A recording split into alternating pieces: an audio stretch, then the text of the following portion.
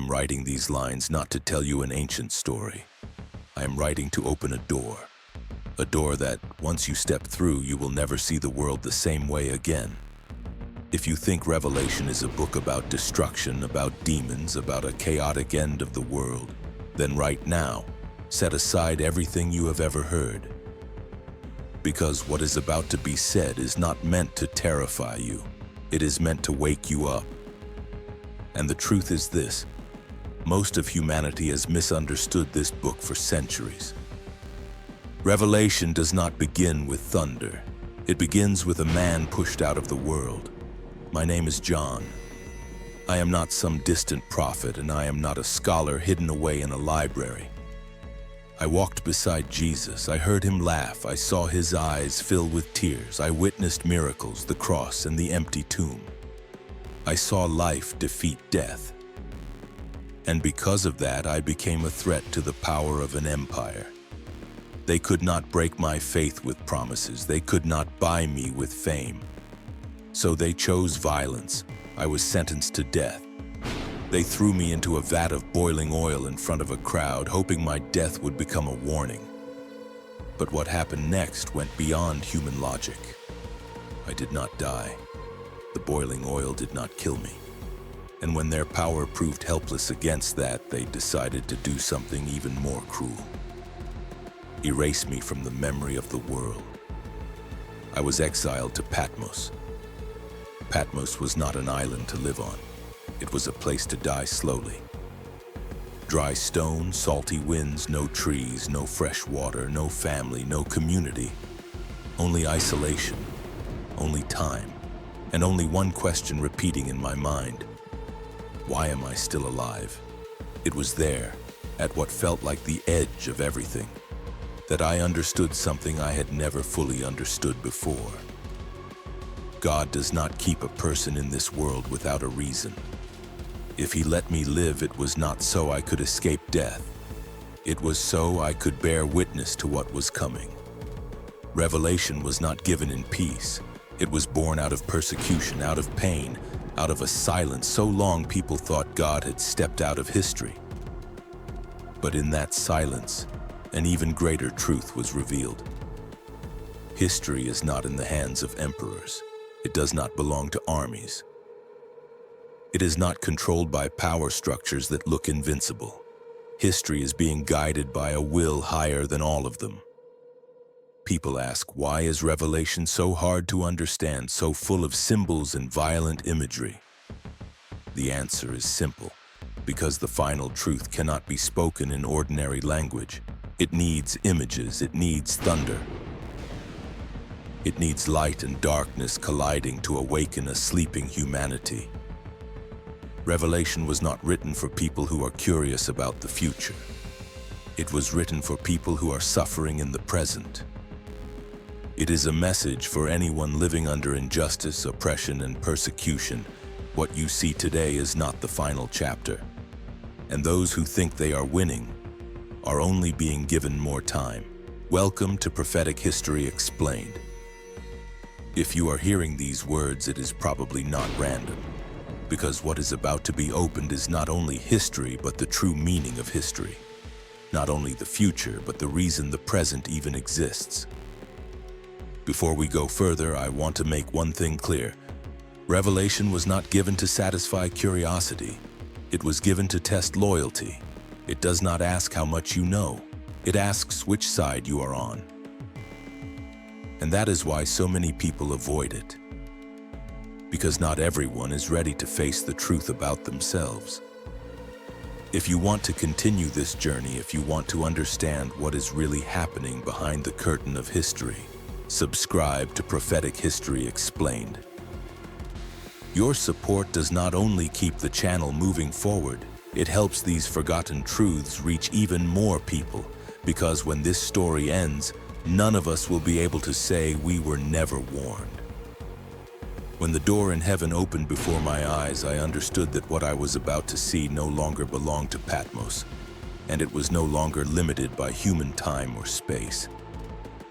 What was revealed next was not meant to satisfy curiosity. It was meant to put everything back in its proper order. Before showing me the future of the world, God compelled me to look straight at the present condition of the church, because the fate of history is always tied to the spiritual condition of those who bear his name. The 7 churches were not only 7 locations on a map, they were 7 mirrors reflecting the soul of the faith community across every age.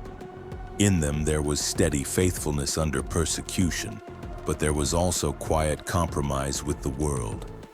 There was a church that suffered without losing its trust, but there was also a church that was wealthy and crowded yet empty on the inside. The words sent to them were not merely historical notes. They were the examination of the one who sees into the human heart. He is not fooled by appearances, reputation, or numbers. He sees what is alive and what is dead, what is burning with love and what is only ashes of memory. What made me tremble was not the warning itself, but its absolute precision. No church was condemned without cause, and no church was praised for its outward form. Every word went straight to the core disease: spiritual carelessness, spiritual pride, and the danger of being familiar with the name of the Lord while no longer fearing him. There I understood a truth many people do not want to face. God would rather have a weak community that is faithful than a powerful community that has lost its soul. Then I was carried beyond every earthly limit. I was no longer standing among the rocks and wind of Patmos. I saw a throne, not a human throne where power is always fought over, shaken, and eventually destroyed, but a throne that is never threatened. From it came light, thunder, and a majesty that made every human idea of power look small. I understood that before history can be explained, it must be placed under the authority of the one who holds it. Around the throne was non-stop worship, not worship driven by fear, but worship born from the awareness that all existence begins with him. The 24 elders, the 4 living creatures, all of them fell down, not because they were forced, but because they knew no other power is worthy of glory. There I learned that worship is not a religious routine. It is the natural response of reality when truth is fully revealed. Then I saw the Lamb. The paradox that held my eyes was this: he carried the marks of having been slain, and yet he stood firm in glory. In the human world, the winner is usually the one who causes the greatest damage, but here, the center of power was sacrifice. The Lamb did not reign because he took the lives of others, but because he gave his own life. That is why he alone was worthy to take the scroll of history. When the Lamb stepped forward, there was no objection and no debate. Heaven fell silent, and then it erupted in worship. I understood that history is not a chain of random events, and it is not the product of blind forces. It is a scroll with content, order, and purpose. And that scroll can only be opened by the one who entered history, suffered inside history, and defeated history from within. That gave me a deep understanding. When the world is chaotic, it is not because the throne is empty. When the church is tested, it is not because God has lost control. On the contrary, it is in moments like these that his reign is being revealed in ways the human eye cannot see.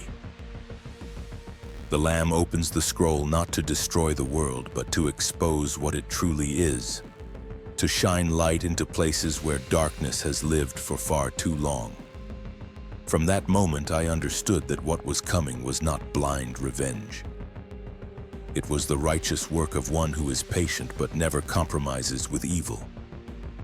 And before any judgment fell, before any event shook heaven and earth, God made it clear who reigns, who is worthy, and who history truly belongs to. When the Lamb began to open the seals, I realized what was unfolding was not a string of random disasters, and it was not an emotional outburst of divine anger. What I was seeing was the naked truth of the world when light is no longer covered. The seals do not create sin. They reveal the sin that has long been living inside the human heart. And once truth is exposed, its consequences cannot be avoided. When the first seal was opened, I saw the hunger to conquer. When the next seal sounded, I saw violence spreading. Then famine, disease, and death followed like natural outcomes of a humanity that chose to cut itself off from the source of life. What hurt me most was not the events themselves, but how familiar they were. What I saw was not foreign to human history. It has repeated across centuries in different forms, proving that the biggest problem is not circumstance. It is the untransformed heart. When the fifth seal was opened, I saw the souls of those who had been killed for their faithfulness. They did not demand revenge. They did not cry out in despair. They asked for justice. They waited not to watch destruction, but to see truth set in place. And the answer they received was not urgency, but a reminder that history has its appointed time. Justice is not forgotten, but it does not move at the impatient pace of human beings. When the sixth seal was opened, I saw creation itself shaking. The earth trembled, the sky went dark, and people panicked. But what chilled me was not the chaos of nature. It was the reaction of humanity. They looked for hiding places, but they did not look for repentance. They feared consequences, but they refused to face the cause. In that moment, I understood that the greatest fear of human beings is not judgment itself. It is light that forces them to look straight at who they really are. After the seals came the sound of trumpets. Those sounds were not the final sentence. They were warnings. Each trumpet blast was a pause, a chance for the world to ask itself if this path is worth continuing.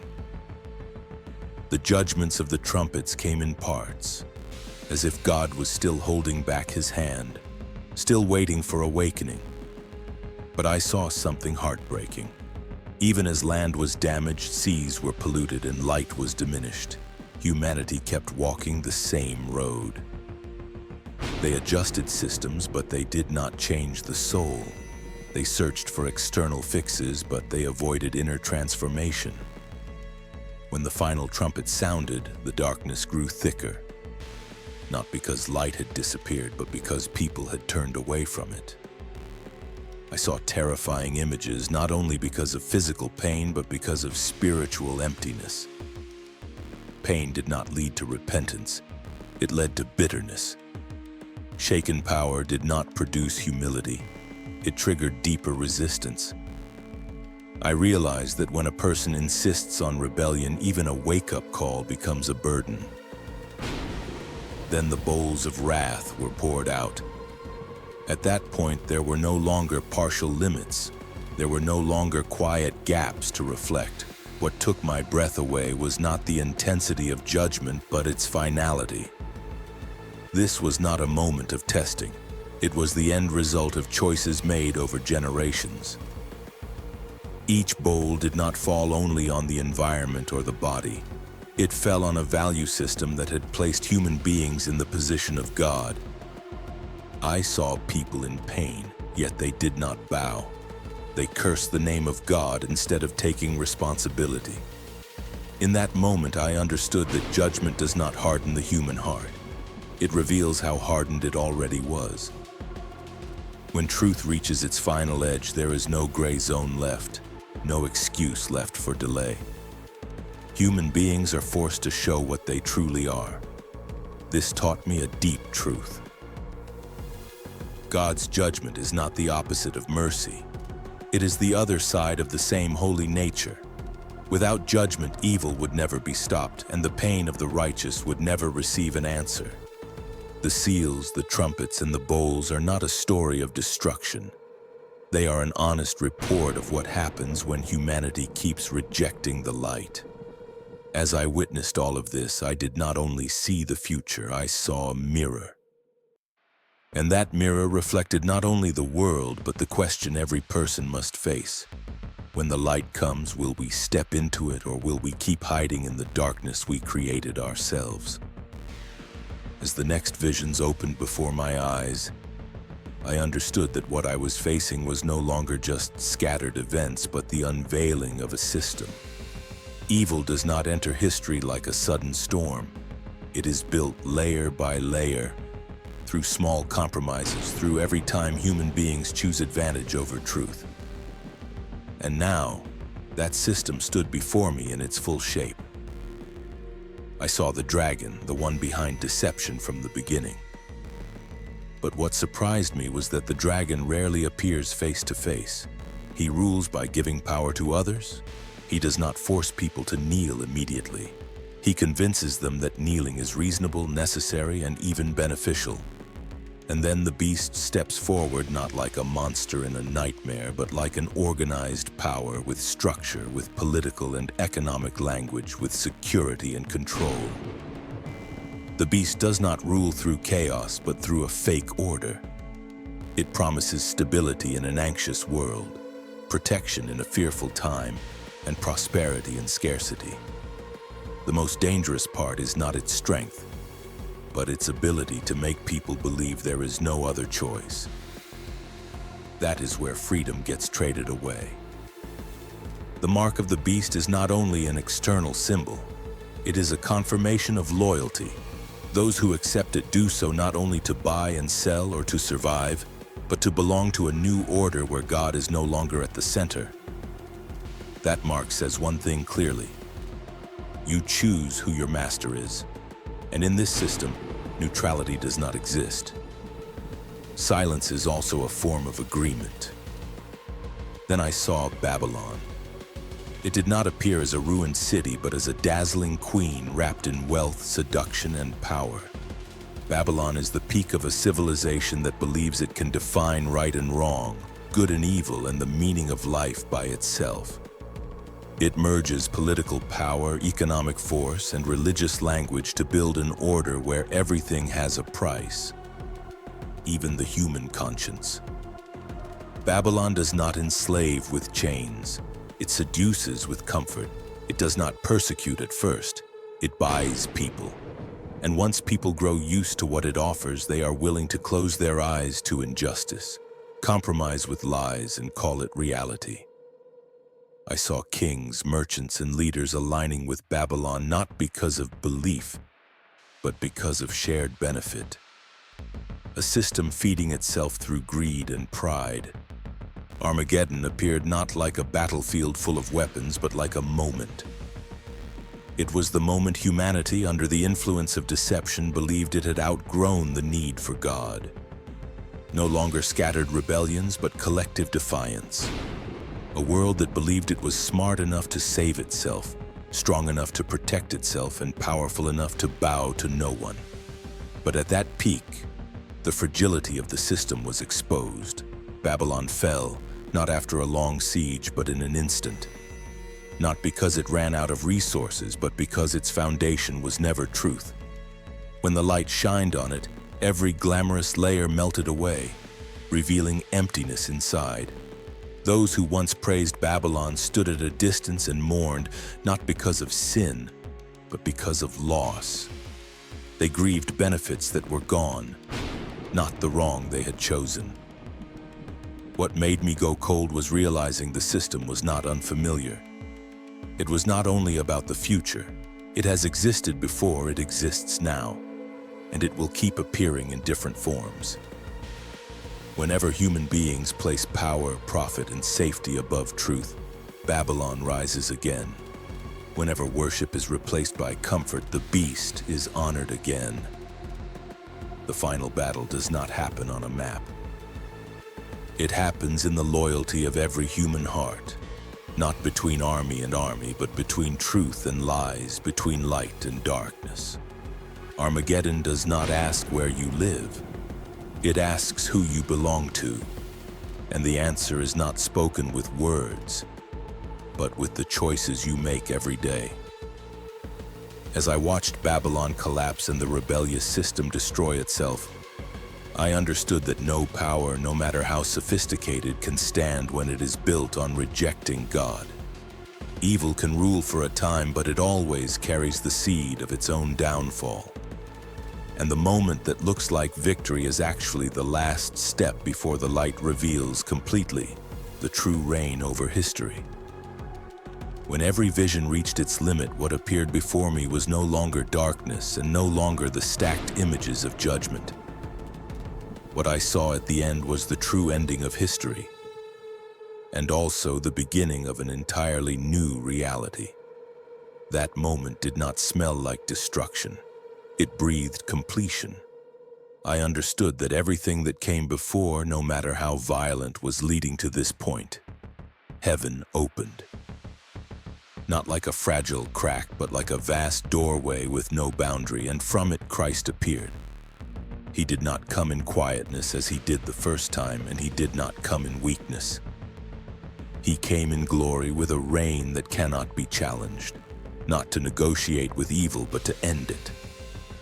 What stunned me was the absolute certainty of that moment. No hesitation, no struggle, no possibility of reversal. The final truth had arrived. He did not need to gather an army the way human beings imagine. He did not need strategy, and he did not need a drawn-out war. A word from his mouth was enough to expose every lie, enough to dissolve every rebellious structure that ever existed.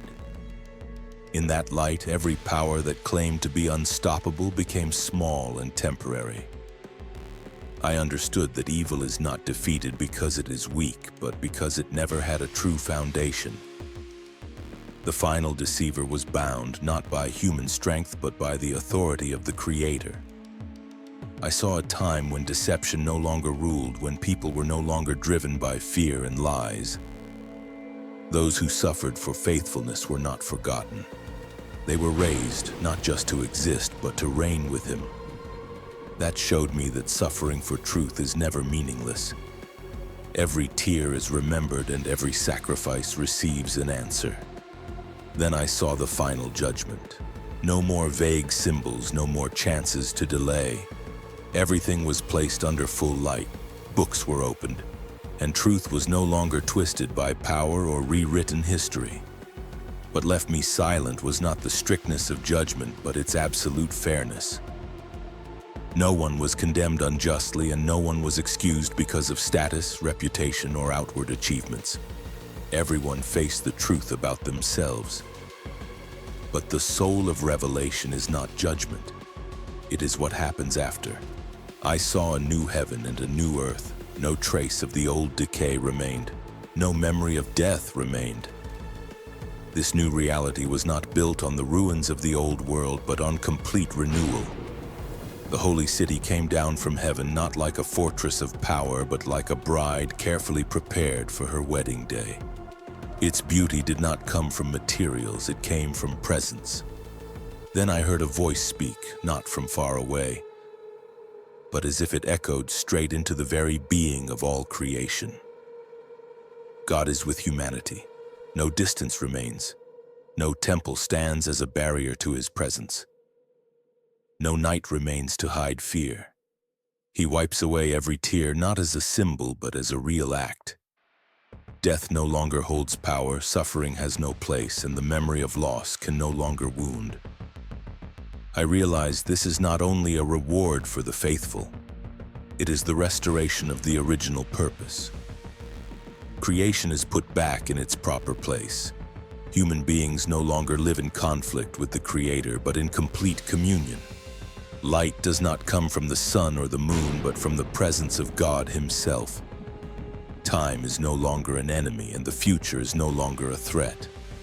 The river of life flows out clear and unpolluted. The tree of life bears fruit without stopping, and healing is no longer limited to one people or one group. Every curse that once trapped history is erased.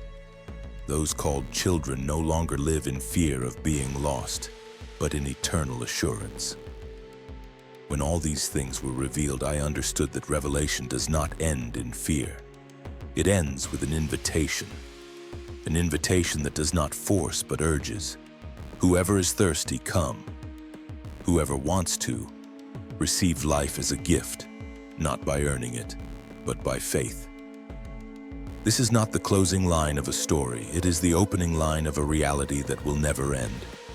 And I understood that everything written was not meant to push people into despair, but to place them before one final choice. Not a choice of knowledge, but a choice of loyalty. Not a choice for some distant future, but a choice for how we live today. Because when this story closes, what remains is not fear, but a hope that has been secured. The deepest lesson of Revelation is not found in symbols or numbers, but in a warning about loyalty. Every rebellious power falls, not because it lacks strength, but because it is built on lies, pride, and replacing God with human beings.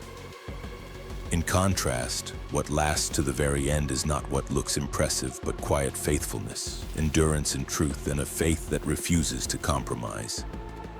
Revelation shows that there is no neutral ground in spiritual life. Every daily choice, no matter how small, is shaping whether we belong to light or to darkness.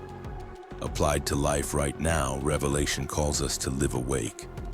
Being awake does not mean panic or withdrawing from the world. It means living with clear awareness of what truly matters. It means knowing the difference between what is temporary and what is eternal, between immediate success and long-term faithfulness. In a world that glorifies comfort, power, and personal benefit, Revelation reminds us not to trade our conscience for safety, not to trade truth for acceptance, and not to trade our soul for short-lived rewards. Living awake means living responsibly with your choices, knowing every action echoes far beyond the present. In the end, Revelation does not conclude with fear, but with hope. Not a vague hope, but a hope secured by the one who holds history. Hope that evil does not get the final word. Hope that suffering is not forgotten. And hope that faithfulness, even when it costs you, will always be answered. If you want to keep going deeper into topics like prophetic history, the meaning of Scripture, the symbols in Revelation, and how they connect directly to the world today, join the Prophetic History Explained community so we can learn, reflect, and discuss these insights together. And do not forget to subscribe to Prophetic History Explained, so the channel has even more motivation to keep bringing profound content.